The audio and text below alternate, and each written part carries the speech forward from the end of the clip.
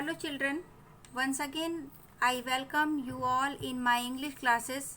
I am Srimati Manisha Srivastav from Government Higher Secondary School, Guraiya, District Chhindwara, and we are learning today the lesson from the book The Spectrum. It is textbook General English of class 12th, and we are reading today lesson number 11, The Rightful Inheritors of the Earth, and the lesson is written by Waqom Muhammad Bashir, and this is part 2 of this lesson.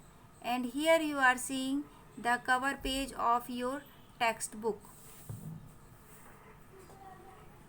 अभी तक हमने कहानी में पढ़ा the rightful inheritors of the अर्थ यानी धरती के सच्चे उत्तराधिकारी में पढ़ा कि लेखक जिन्हें 2 एकड़ की भूमि प्राप्त होती है और वो उसका मालिकाना अधिकार रखते हैं, उनकी ज़मीन जैसे ही उन्हें मिलती है वो बहुत खुश होते हैं। उस ज़मीन में एक मकान रहता है जिसे मरम्मत की आवश्यकता रहती है, साथ ही कुछ कोकोनट पाम्स यानी कोकोनट के वृक्ष रहते हैं। और लेखक इस बात से बहुत खुश रहते हैं कि अभी नारियल के दाम बढ़ रहे हैं और मेरे नारियल के वृक्षों में नारियल लदे हुए हैं, और अच्छी बात है कि नारियल लदे हुए हैं तो इन सारे नारियल का प्राइस मिलेगा, तो स्वाभाविक है लेखक बहुत ज़्यादा समृद्ध हो जाएगा।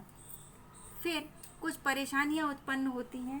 उस ज़मीन पे जो लेखक की खुद की ज़मीन थी उस पे कुछ इंटरलोपर्स यानी अनाधिकृत प्रवेशित लोग हो गए।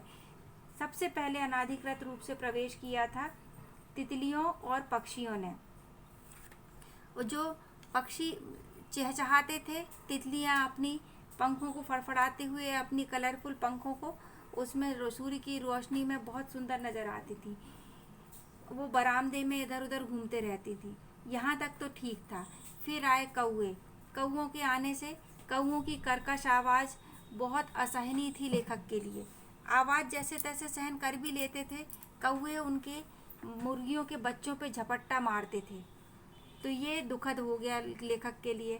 इसके बाद आए वहाँ पर बाज जो पक्षी था वो भी उसी उद्देश्य से आया जिस उद्देश्य से कौवे आए थे, चूहे इसके मुर्गी के बच्चों को पर झपट्टा मारने के लिए।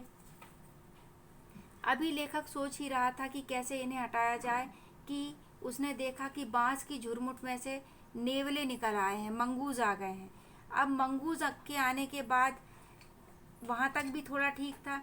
फिर जो थोड़ी शरबरी यानी झाड़ियाँ लगी हुई थी छोटी वाली, उनके बीच से लोमड़ियाँ आ गई। ये सब जीव जंतु उसके आते ही जा रहे थे। यहाँ पर ये बता दें कि लेखक के पास एक डॉग था शेंट्री नाम का। शेंट्री की उपस्थिति को भी ये सब जीव अमान्य कर रहे थे। मतलब सेंट्री भी लेखक की ज़मीन को इन जीव जंतुओं से सुरक्षा नहीं दिलवा पा रहा था। फिर वहाँ पे एक ऐसा जीव फायर्स जीव आ गया उनकी ज़मीन पे, जिसके ना ही हाथ थे ना पैर थे और ना ही पंख थे। वो जीव था कोबरा। यहाँ ऐसा लग रहा था कि कोबरा खुद लेखक से पूछ रहा है कि इस ज़मीन पे तुम्हारा क्या काम।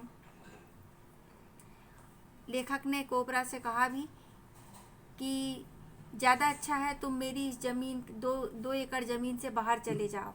लेकिन फिर प्रश्न उठता है कि वह कोबरा जाए तो जाए कहाँ, क्योंकि मनुष्य ने तो एक एक टुकड़ा इंच बाय इंच ज़मीन खरीद ली है, तो मेरे पास के ज़मीन से निकलेगा तो जाएगा कहाँ? किसी न किसी मनुष्य की ज़मीन पे ही जाएगा। फिर वहाँ से आगे बढ़ें तो देखा लेखक की पत्नी ने कि कटहल जो जैक फ्रूट है वो राइपन्ड यानी पक चुका है, लेकिन उसका भी उपभोग लेखक मार्केट में नहीं कर पा रहा है, खुद खाने में नहीं कर पा रहा है, क्योंकि गिलहरियाँ और कौवे उस जैक फ्रूट पे अपनी दावत मना रहे हैं।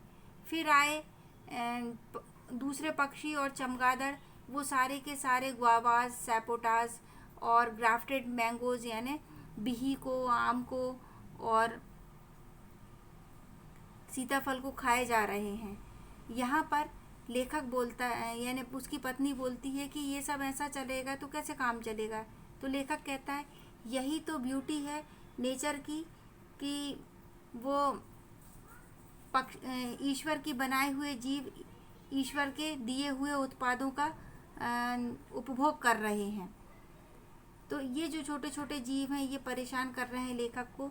लेखक के मन में विचार आता है कि हे सर्वशक्तिमान ईश्वर, ये कितने दुख की बात है कि मनुष्य को जिंदा रहना है तो वो चूहों को मार डालता है।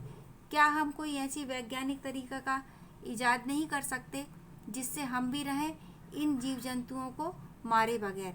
तो यहाँ तक हम लोगों ने पिछले वीडियो में पढ़ लिया था। इसके आगे देखते हैं। O creator of rats bear with us, हे चूहों के रचनाकार, हमारे साथ हमें सहन करो। बियर विद अस, हमें सहन करो। बियर करना यानी सहन करना। They are going to be exterminated, अब चूहे पूरी तरह से समाप्त होने जा रहे हैं, उनको पूरी तरह नष्ट किया जाने वाला है। थ्रू ट्रैकरी, वो भी एक ट्रैकरी यानी विश्वासघात के द्वारा। The issue is the loss of 900 coconuts every month, कारण क्या है कि 900 नारियल हर माह खराब हो रहे हैं, बर्बाद हो रहे हैं। The sole means of our livelihood, और जो एकमात्र जरिया है हमारी आजीविका का। सोल यानी एकमात्र, मीन्स यानी जरिया, लाइवलीहुड यानी आजीविका। फॉरगिव अस, हमें माफ़ कर दीजिए, हमें माफ़ कर दीजिए। After shopping for 2 hours my wife returned home, 2 घंटे तक शॉपिंग करने के बाद मेरी पत्नी घर वापस आ गई। Along with other items of purchase was a large tin of rat poison, बहुत सारी चीज़ों के साथ जो परचेज किया था, उसने ख़रीदा था, एक चीज़ थी, वो थी एक बहुत बड़ा टिन यानी पूरा का पूरा पीपा जिसमें रैट पॉइजन था, चूहे मारने की जहर। The poison was mixed with bananas, rice, tapioca and kept all over the place. अब जो चूहे मारने का जहर था वो सारी की सारी चीज़ों के साथ मिक्स कर दिया गया, मिला दिया गया। किन चीज़ों में मिलाया? बनानाज यानी केलों में मिलाए, चावल राइस में मिलाए, टैपियोका यानी घुइयाँ में मिला दिया, और and kept all over the place, और उस मिलाई हुई चीज़ों को सब तरफ रख दिया गया, जहर मिली चीज़ों को। Beneath the coconut palms as well, नारियल के झाड़ के नीचे भी रखा गया। इन 4 days, 4 दिनों में क्या हुआ? 5 hens, 5 मुर्गियाँ, 12 squirrels, 12 गिलहरियाँ, 200 rats, 200 चूहे, एंड अ कैट, और एक बिल्ली, disappeared behind the curtains of time forever, इतनी चीज़ें हमेशा के लिए समय के पर्दे से गायब हो गई। मतलब 4 दिन में ही 5 मुर्गी, 12 गिलहरियाँ, 200 चूहे और एक बिल्ली की उस जहर के कारण डेथ हो गई। Come to the next page. अब इतने सारे जीव जंतु मरे हैं तो मरने के क्या आएगा? Dead rats rotted in the attic, जो मरे हुए चूहे थे वो अटारी, एटिक यानी अटारी, लाप वगैरह जैसा रहता है ना ऊपर, वहाँ पर सड़ने लगे। डेथ वॉज एवरीवेयर, हर जगह मृत्यु नज़र आ रही थी। The stench spread all over the house, जो स्टेंच थी, तीव्र दुर्गंध घर में हर तरफ फैली हुई थी सड़ने की। But the tender coconut continue to fall, इतने जीव मर चुके थे लेकिन अभी भी जो नरम वाले नारियल थे उनका गिरना जारी था। अ फोर्टनाइट पास्ट, एक फोर्टनाइट यानी होता है 15 दिन। जैसे अ वीक यानी 7 days होता है, अ फोर्टनाइट होता है 15 days, अ मंथ होता है 30 days, अ ईयर होता है 365 days। तो अ फोर्टनाइट मतलब 15 days गुजर गए, निकल गए। The coconut palm climbers then said, फिर कोकोनट झाड़ पे जो चढ़ने वाले लोग थे उन्होंने बोला कि the owls are the culprit, कि अब जो अपराधी हैं, दोषी हैं, वो कौन है? आउल्स यानी उल्लू हैं, कल्प्रिट्स यानी अपराधी या दोषी। They peck at the tender coconut, और उल्लू ही हैं जो पैक करते हैं टेंडर यानी नरम कोकोनट पे। पैक करना यानी चोंच मारना, बार बार चोंच मारते हैं और उससे नारियल गिरते हैं। कौन मार रहा है चोंच? Owls. But that was really an old saying, a myth they had heard from their fathers. The owls is not a vegetarian creature. पर ये एक पुरानी कहावत है, ओल्ड सेइंग। ओल्ड यानी पुरानी, सेइंग यानी कहावत। अमिथ एक पौराणिक गाथा है। मिथ यानी पौराणिक गाथा, जो उन्होंने फोर फादर्स से, अपने फादर्स से यानी पूर्वजों से सुनी है कि उल्लू जो है वो शाकाहारी जीव नहीं है। वेजिटेरियन यानी शाकाहारी, क्रीचर यानी जीव। After a couple of months the real culprits were discovered, the bats. After a couple of, एक कपल यानी दो, एक जोड़ा यानी 2 महीने बाद द रियल कल्प्रिट्स, सही अपराधी की खोज कर ली गई। और सही अपराधी कौन थे? द बैट्स यानी चमगादड़ हैं।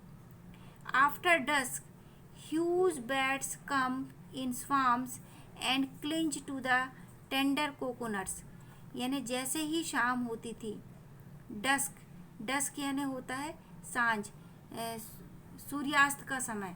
डस्क का अपोजिट होता है डॉन, DAWN डॉन, और उसका अपोजिट है डस्क यानी गोधूली वेला, जब जानवर घर लौटते हैं चर के, उस समय को बोलते हैं डस्क। तो शाम को सूर्यास्त के बाद huge bats come in swarms, बड़ी बड़ी चमगादड़ें स्वाम्स यानी भीड़ में, ग्रुप में आती हैं, झुंडों में। स्वाम्स यानी झुंड में। And clinch to the tender coconut, और वो नरम नारियल से चिपक जाती हैं। क्लिंच यानी चिपक जाना। They gnaw into the tender flesh and have their fill of coconut water. वे नारियल के कोमल भाग को, नरम टेंडर फ्लैश यानी नरम भाग को खा जाती हैं और चबाकर खा जाती हैं, और नारियल के पूरे पानी से पेट भर लेती हैं। Have their fill of coconut water, नारियल के पानी को पी जाती हैं। आफ्टर ईटिंग द कर्नल्स, नारियल की गुठली को खाने के बाद दे फ्लाई अवे ग्रेटिफाइड, और वे संतुष्ट होकर उड़ जाती हैं। ग्रेटिफाइड यानी यहाँ पे संतुष्ट, और कर्नल्स यानी यहाँ पे नारियल का नरम वाला भाग। Let's buy a gun said my wife, मेरी पत्नी बोलती है चलो एक गन खरीद लाते हैं, बंदूक खरीद लाते हैं। We can shoot bats, foxes and pole cats with it, gun रहेगी तो हम उससे बैट्स, चमगादड़ों को भी मार सकते हैं, फॉक्सेस यानी लोमड़ियों को भी मार सकते हैं, और पोल कैट्स यानी बिल्लियों को भी मार सकते हैं।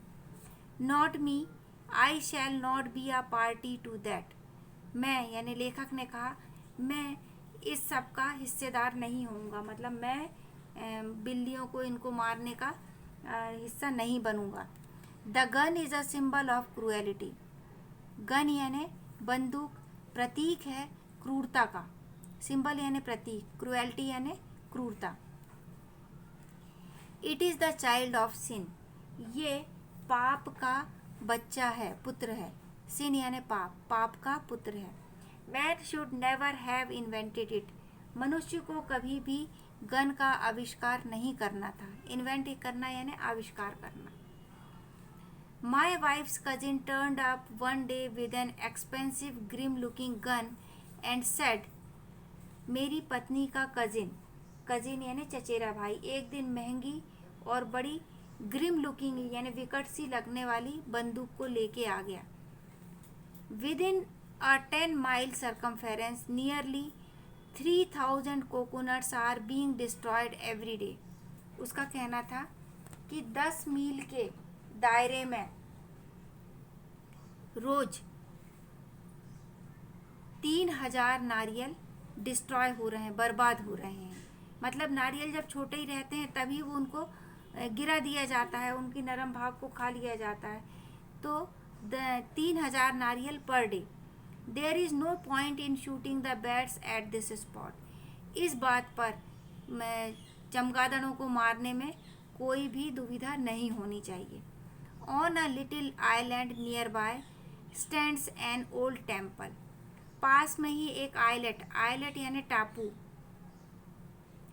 टापू उसको बोलते हैं जो चारों ओर से ज़मीन उससे पानी से घिरी रहती है, मतलब बीच में थोड़ा सा ज़मीन रहती है, आसपास पूरे में पानी रहता है। और उस टापू में एक पुराना मंदिर है, ओल्ड टेम्पल है। Next to it grow a pair of banyan trees. उसके कुछ मंदिर के बाजू में एक जोड़ा बैनियान ट्री यानी बरगद का पेड़ है, दो बरगद के पेड़ हैं। You can see at least 3000 bats hanging on the two trees. आप उन दो पेड़ों में 3000 चमगादड़ों को लटके हुए देख सकते हैं। 3000 चमगादड़ वहाँ लटकती हैं और 3000 नारियल ही रोज बर्बाद हो रहे हैं, मतलब एक चमगादड़ एक नारियल को खराब कर रही है रोज। I'll finish them off। मैं उन सबको मार डालूंगा, खत्म कर दूंगा। If not in 1 day, in 2 to 3 days। यदि एक दिन में ख़त्म नहीं कर पाया तो 2 या 3 दिन में मैं उन्हें समाप्त कर दूंगा। Don't you want to witness the glorious sight of their 3000 bats being slaughtered? क्या तुम उस भव्य दृश्य के साक्षी नहीं बनना चाहोगे जिसमें 3000 चमगादड़ों का एक साथ कत्ल होगा? स्लॉटर्ड यानी कत्ल होना। I prayed fervently, O bats, save yourself। मैंने fervently यानी बहुत कातर भाव से प्रार्थना की, प्रे की कि हे चमगादड़ों, सेव योर सेल्फ, अपने आप को बचाओ।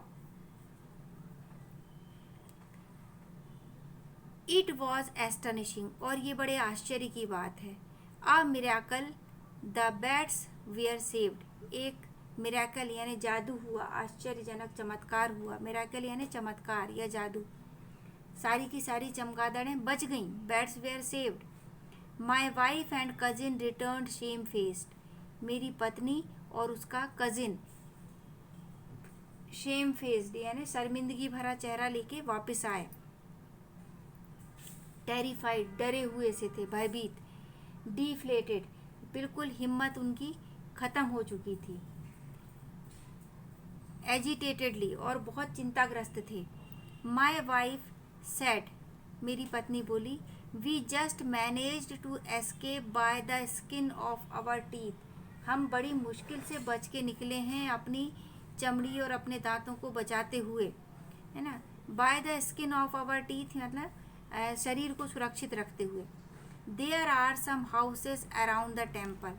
उस मंदिर जो आइलैंड पे, टापू पे मंदिर की बात की थी, उस मंदिर के आसपास कुछ घर हैं। In a split second about 100 people armed with lethal weapons surrounded us। कुछ सेकंड के अंदर ही लगभग 100 लोग, लगभग 100 लोग ने हमें घेर लिया। विथ लेथल वेपन्स, घातक हथियार। लेथल यानी घातक, वेपन्स यानी हथियार के साथ। सराउंडेड यानी घेर लिया।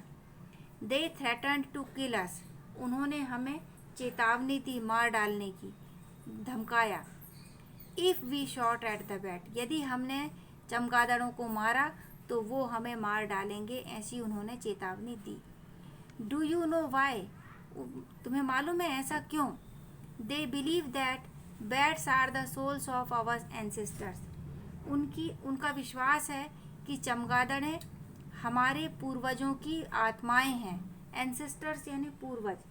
चमगादड़ हमारे पूर्वजों की आत्माएं हैं, ऐसा उन लोगों का मानना था जो मंदिर के आसपास रहते थे, सैकड़ों लोग। आई टूक अ डिसीजन देन, फिर मैंने एक निर्णय लिया। In no uncertain terms, no uncertain बिना अनिश्चित हुए, मतलब पूरी तरह से निश्चित होकर मैं बोला। Bats are not the souls of our ancestors. चमगादड़ें हमारे पूर्वजों की आत्माएं नहीं हैं, but they are one among god's many creation, पर वे ईश्वर की बहुत सारी रचनाओं में से एक हैं। लेट कोकोनट्स बी डिस्ट्रॉयड, अब कोकोनट बर्बाद होते हैं तो होने दें, दैट डजेंट मैटर, इससे फ़र्क नहीं पड़ता। Let us be satisfied with what we get after they have taken their share, चलो हम संतुष्ट होते हैं उस चीज़ से जो हमारे लिए बचता है उनके उपयोग करने के बाद। जब वो अपना हिस्सा, अपना शेयर ले चुके हैं, खा चुके हैं, उसके बाद जो बचता है उससे हम संतुष्ट हों। They certainly have a right to the coconut, निश्चित ही उनका भी अधिकार है नारियल पर। They too are part of almighty's creation, वे भी सर्वशक्तिमान की रचना का एक हिस्सा हैं।